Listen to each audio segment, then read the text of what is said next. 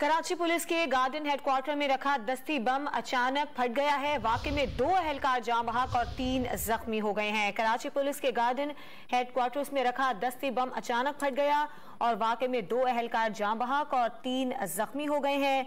वाकई की तहकीकात की जा रही है कि आया ये रखा हुआ बम खुद ब खुद कैसे फट गया। कराची पुलिस के गार्डन हेडक्वार्टर्स में रखा दस्ती बम अचानक फट गया, जिसके नतीजे में 2 अहलकार जाँ बहक हो गए और 3 जख्मी बताए जा रहे हैं।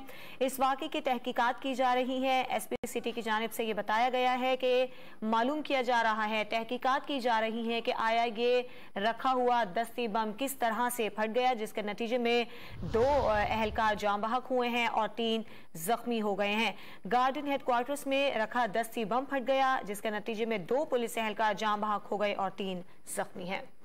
इस वाक़े की तहकीकात की जा रही है। एसपी सिटी की जानिब से ये बताया गया है कि मालूम किया जा रहा है, तहकीकात की जा रही है कि आया ये रखा हुआ दस्ती बम किस तरह से फट गया, जिसके नतीजे में 2 अहलकार जाँ बहक हुए हैं और 3 जख्मी हो गए हैं। गार्डन हेडक्वार्टर्स में रखा दस्ती बम फट गया, जिसके नतीजे में 2 पुलिस अहलकार जाँ बहक हो गए और 3 जख्मी हैं।